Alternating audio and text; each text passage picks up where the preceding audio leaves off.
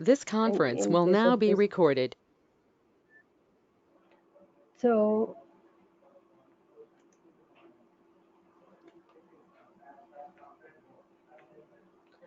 next one is different methods of vegetative propagation. So in various parts of the plants in well prepared soil, you are propagating a plant. Like it might be a bulb. Example: squill and garlic. The bulb of the garlic is taken and it is sown, and you will have a plant with a number of bulbs. The one single bulb will grow into a number of bulbs. Where you, when you are harvesting, you take it, you get a bigger one. So corms, colchicum and saffron, tubers, jalap, aconite, potato, rhizomes, ginger and turmeric, runners, peppermint, suckers, mint, pineapple, banana, offsets, aloe, valerian, stolons, arrowroot, rice. Means these are the few vegetative propagation: bulbs, corms, tubers, rhizomes, runners, suckers, offsets, and stolons. So these are a few things. Like in offsets, anything you grow, like anything you put in aloe, just a part of a root, not need not to be part of a fruit. One whole leaf, you take it and put it, it will just grow into a plant. Like the stolons are not exactly the roots.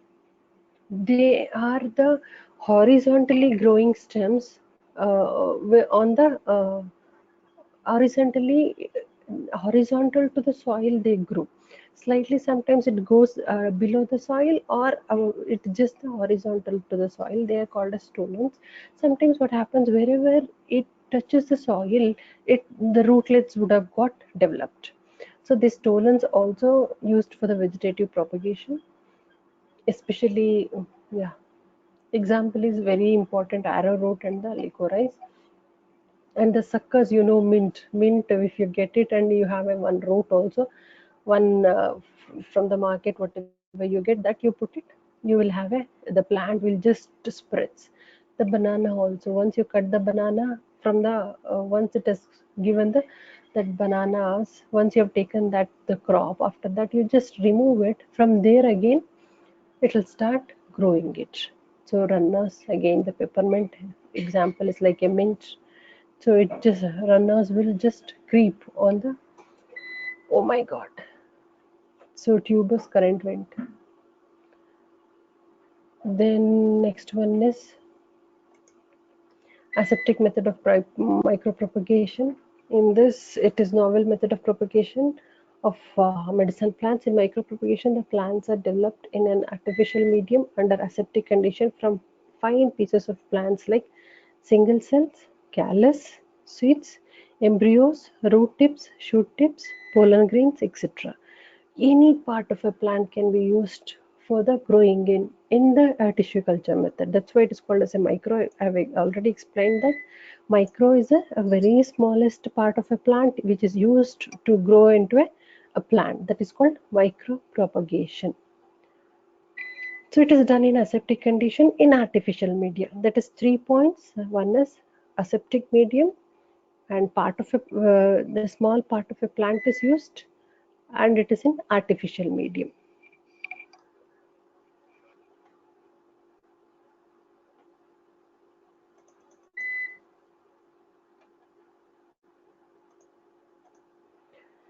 So this is different methods of cultivation, that is a sexual and asexual. In asexual methods, there are two methods. That is, what are the two asexual method of propagation?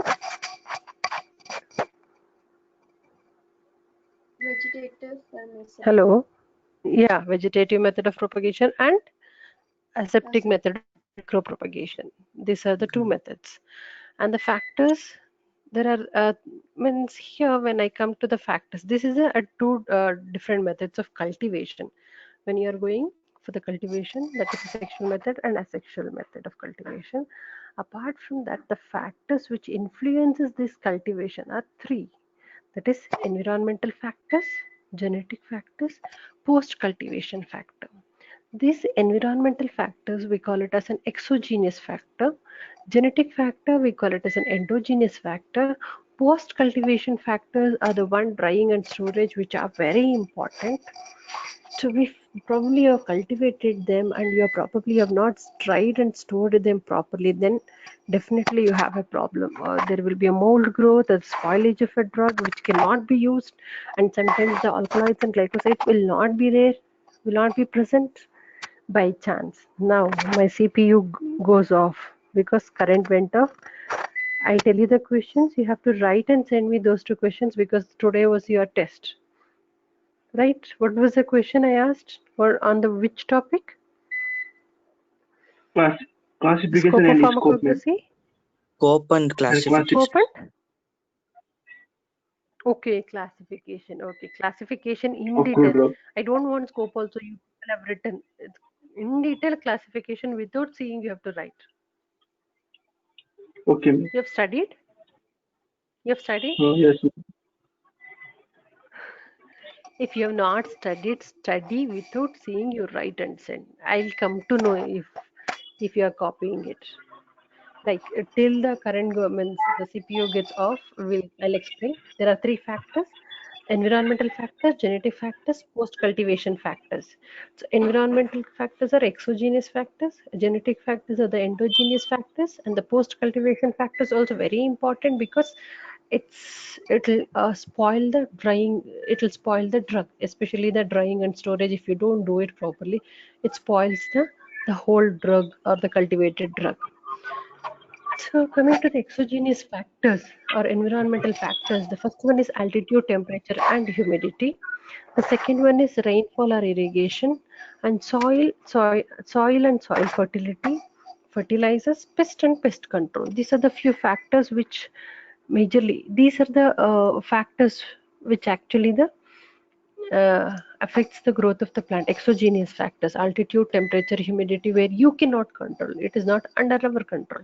Rainfall, it is not under our control. Irrigation, it is like if there is no rainfall and the water has to be supplied, you are going to supply the water currently.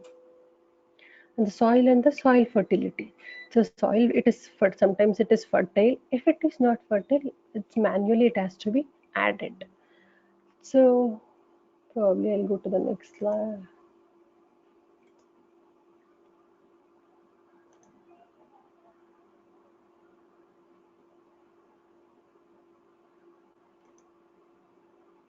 So these are the, you can see the different slide.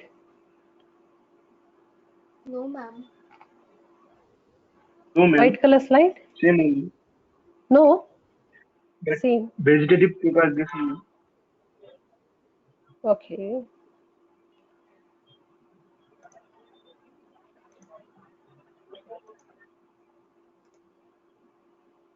Where it went off?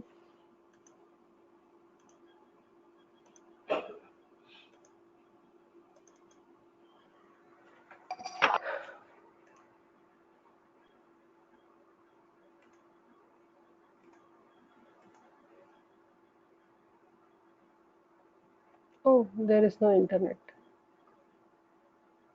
That's why it has got disconnected.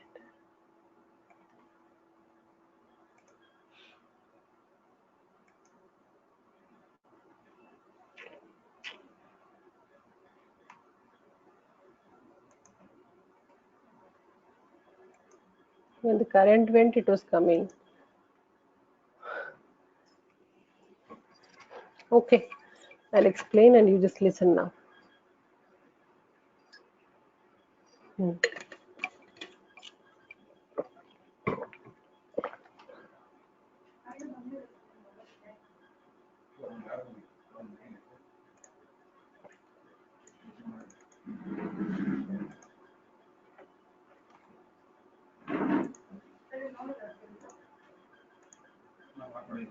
Now we can see?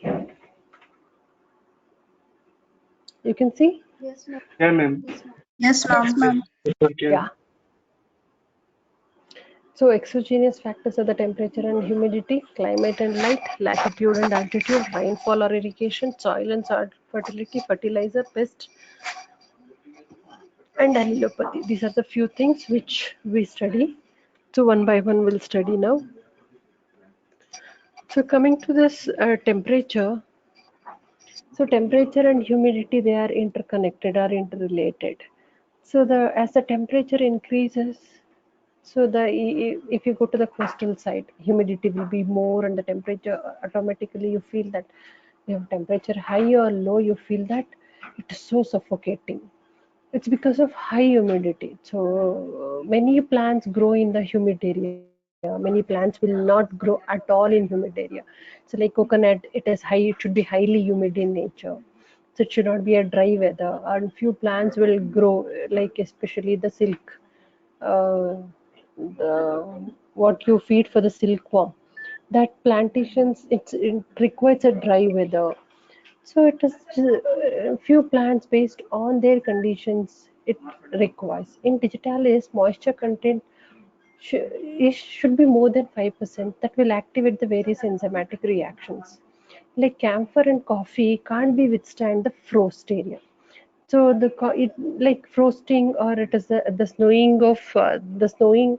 This camphor and the coffee cannot withstand. They'll just die. It will become just like a crumpled. Saffron needs only the cold climate, hence grow well in Kashmir. So the temperature plays a major role. Like by chance, if it is the below the 28 degree where it needs above the 35 degree, it'll not grow only because it needs above 35 degree, and you are supplying the temperature of 20 less than 28 degree. It'll have a stunted growth. So, and few plants where it requires a 35, 28 degree and you're supplying 35, they will just dry out. So one more drug, very important drug, is Rauwolfia serpentina. This cannot tolerate the temperature below 5 degrees centigrade.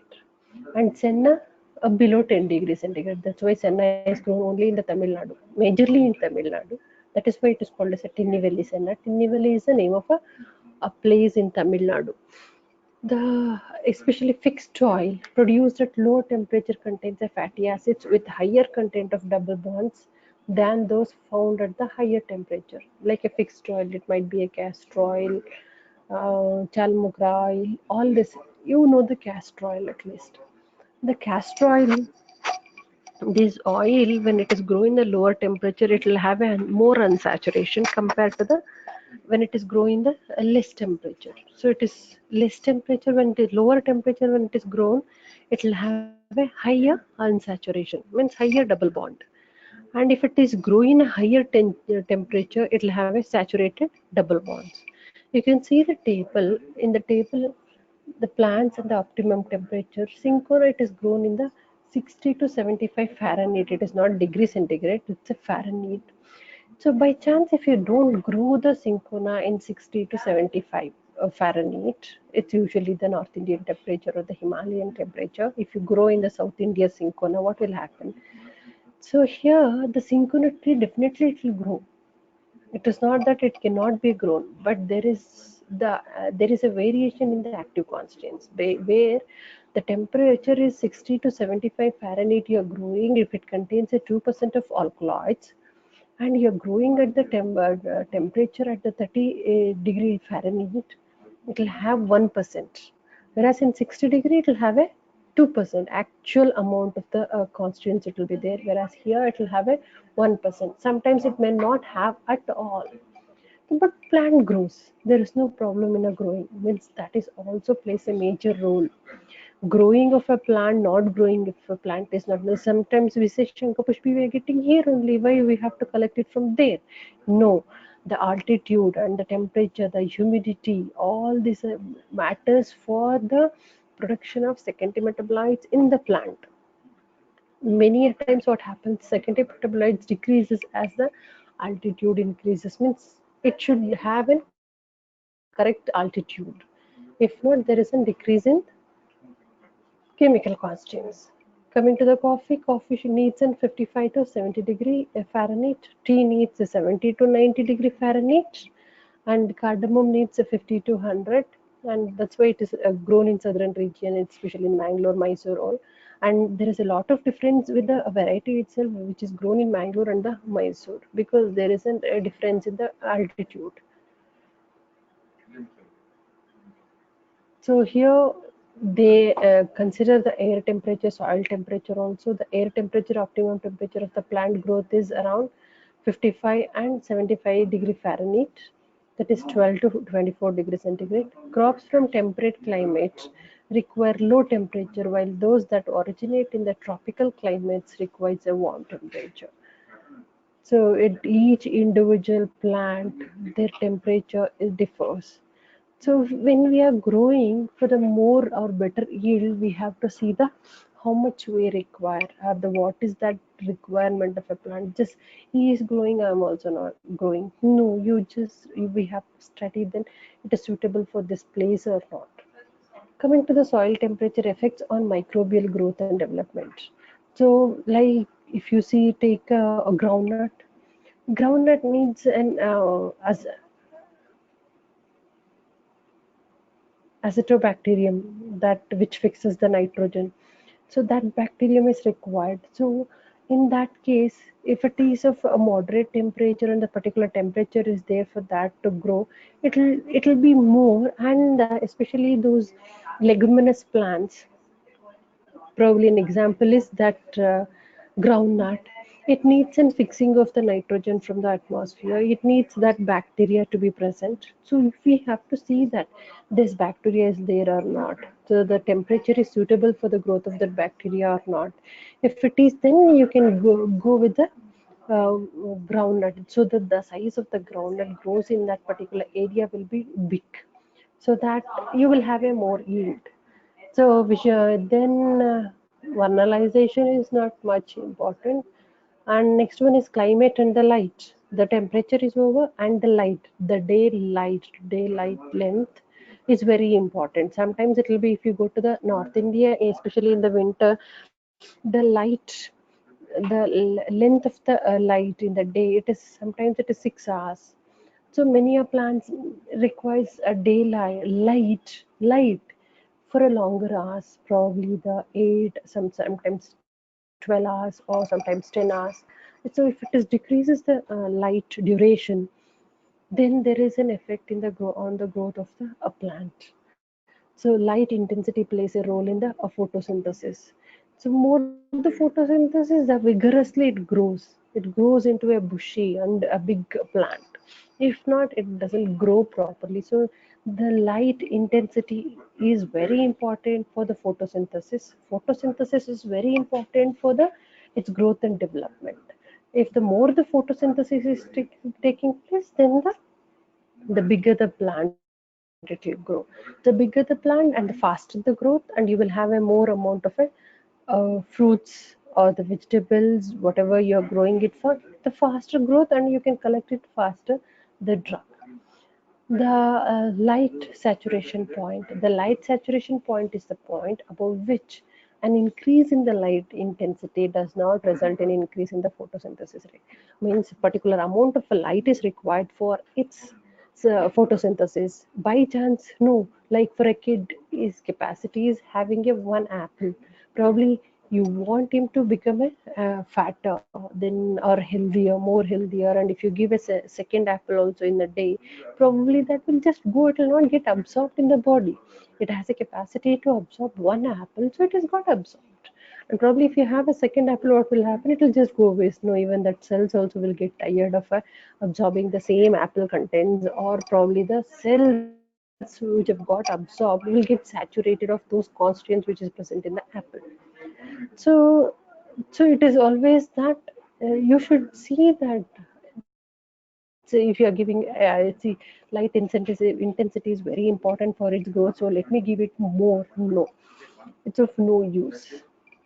For example, crops such as corn, legumes, cucurbits, potatoes, sweet potato requires a relatively high level of light for proper plant growth, while onions, asparagus, carrot, celery, and coal crops, lettuce, spinach, all this can be grown in a satisfactory lower light intensity. So then a moderate or the lower light intensity is enough for the onions, asparagus, carrot, everything. But high level intensity is required for the potato, sweet potato, legumes. Legumes for its growth and development, definitely it's need a high temperature. So the light regulated in plant development, that is called as a photomorphogenesis. So this is not very much important. Let us not discuss this about.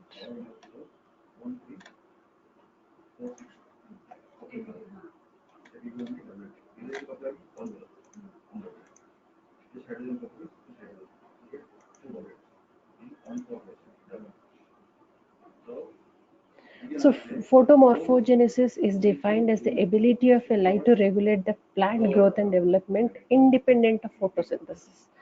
So photomorphogenesis is defined as the ability of light. So it is an ability of a light to regulate plant growth and development independent of photosynthesis. How much photosynthesis occurring is not bothered about it, but the amount of the light falling on the plant will decide the growth and development. That is called the photomorphogenesis. So photosynthesis, it needs a chlorophyll pigment. You know that photomorphogenesis requires a phytochrome which is present in the plants. So phytochrome is a colorless pigment that is in plants in very small amounts, and photomorphogenesis takes place in very lesser plant and very rarely it takes place. Photosynthesis takes place in the wavelength of 400 to 700 nanometer, the light wavelength, and the photomorphogenesis takes place between the 600 to 660 nanometer and 700 to 740 nanometer. So photomorphogenesis is considered a low energy response, meaning that it requires very little light energy to get a growth and growth regulating response. Plants generally require a greater amount of energy for photosynthesis to occur. Like you're doing a starvation, when you're doing starving, or you're on the you're sometimes you will do that, you don't want to eat for a day, or you will go on that. So the body will maintain, you will have a water so to prevent a dehydration. Same like the plant also, it can maintain itself without the photosynthesis with a certain particular amount of a light, so it can do it. But photosynthesis, like if you are having a food, what will happen? You will consume more water, more energy is required for the metabolism of that, and it more energy is required for the absorption. But when you are on the starvation and when you are not eating the food, the energy required for the digestion, because you're not taking any food, it's only the water. So when you're taking that only water, there is no much absorption, there is no digestion, so amount of energy required for the digestion is also very less. So example, light inhibits a seedling hypocotyl growth via activation of phytochrome and additional photoreceptor. I think I have not added. No. So what happens in case of a seedling? Like when a seed is there, when seedling is there, what they'll do, they'll start preventing the what is that actual light falling on that. So it will start growing like this, but it grows.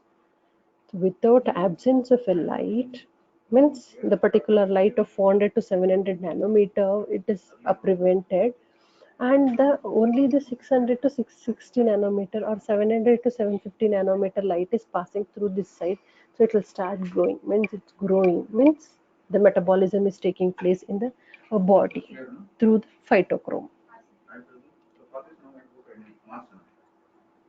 So even the cloudy weather, dry weather, all will affect on the amount of the secondary constituents present. In case of a cloudy weather, amount of a carbohydrates produced in leaves is decreased since photosynthesis is light dependent. We have seen that it is photomorphogenesis. So photosynthesis is a light dependent action. So it requires a light and more energy.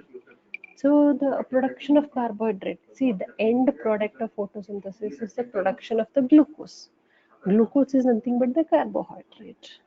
The amount of the carbohydrate produced in leaves is decreased since photosynthesis is light dependent. In the cloudy weather, the amount of the carbohydrate produced will be less. This affects the formation of secondary metabolites. Once the carbohydrate is a primary metabolite, is it correct? Yes, ma'am. Carbohydrate is a primary metabolite. What are Yes, the primary metabolites? carbohydrates, First one, carbohydrate, protein, carbohydrate, protein, lipid. And third one, Proteins and enzymes, ma'am.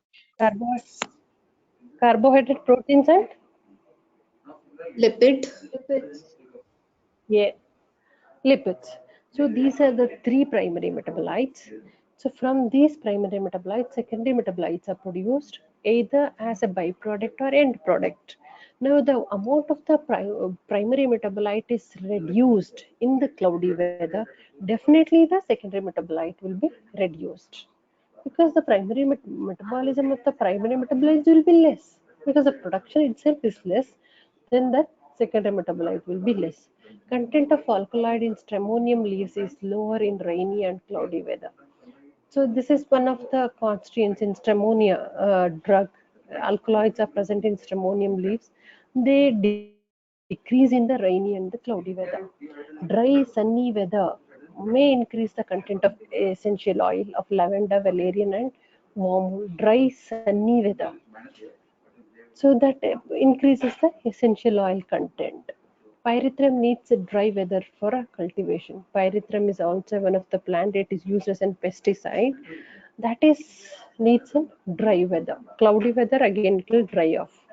Belladonna gives a maximum yield of alkaloid in summer. So it depends on the plant.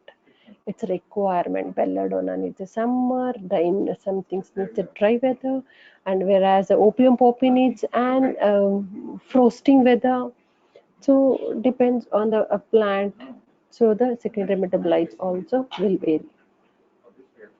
Latitude and altitude plays a major role. This altitude, as altitude changes, temperature changes. As the temperature changes, the humidity changes. So it's not only, these are all interlinked. So temperature, humidity, altitude, all this. So altitude, latitude means distance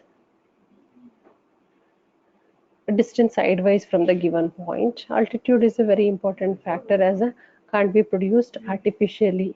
So as a height from the sea level, and the how much height the this land wherever you're cultivating is there, from the sea level they take it. So especially for cinnamon, you need a 250 to 100,000 meters high. It should be from the sea level. And cardamom 600 to 1,600. Cinchona needs 1,000 to 2,000. And tea needs 1,000 to 1,500. Coffee needs 1,000 to 2,000. Saffron needs up to 1,250. And camphor needs 1,500 to 2,000. So this is the altitude. In this particular altitude, when you grow, they will have a constants. It's again I'm telling that it's not that they will not grow in the other altitudes. They will grow, but the secondary metabolite production will not be there, or it is less compared to this. By chance, if it is more, that is the correct altitude for its growth. So this is the one which is standardized for its growth and development for the production of high amount of a secondary metabolites. This is a perfect altitude and the latitude. Very important factor is the rainfall. You know that our body, or the plant body, is the maximum 92% of our body is made up of the water. Even the plant needs water.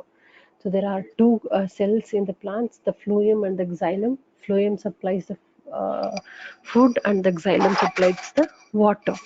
So means without the water there is no life of a plant. Also, you know that many a times the plant will just dry out. So without the water, plants use a tremendous amount of water. Example, water requirement for the rice is 300 to 950 millimeter, which it requires more amount of the water. Importance of water for plants. Heavy rain can reduce the alkaloid content of ephedra. Ephedra is a one plant. Ephedrine alkaloids.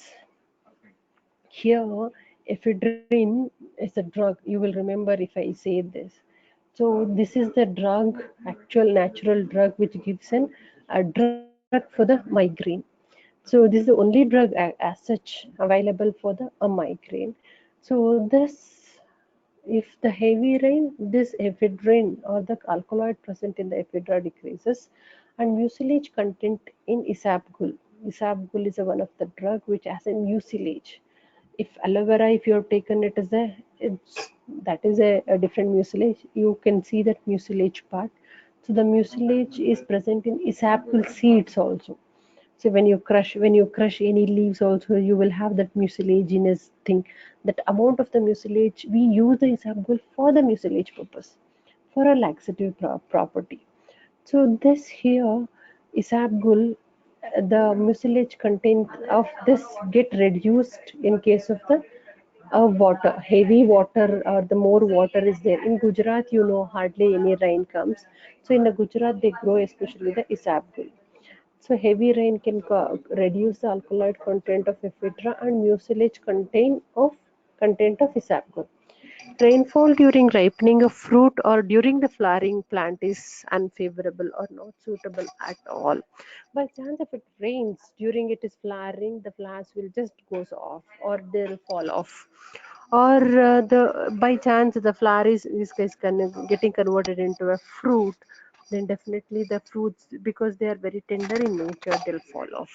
So it's very careful that, especially in the last year when the mangoes were bearing the flowers, so the rain came and the all flowers just they'll fall off and there is no the yield of the fruits.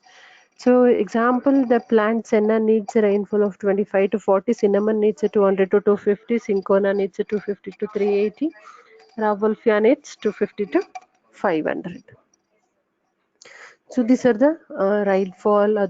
Some are irrigated one where you cannot rely on the rainfall. Then this much amount of the irrigation has to be given. So then it will be beneficial for the plant. If not, so the plant will dry out, or it'll by chance if it is raining too much for the isabgol and the ephedra, then you should know that it has to how it has to be grown. Means how it has to be drained out of water.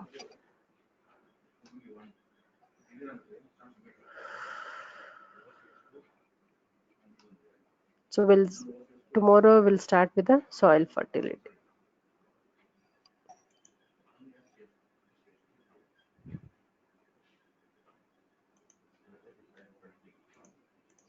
Okay. Any doubts?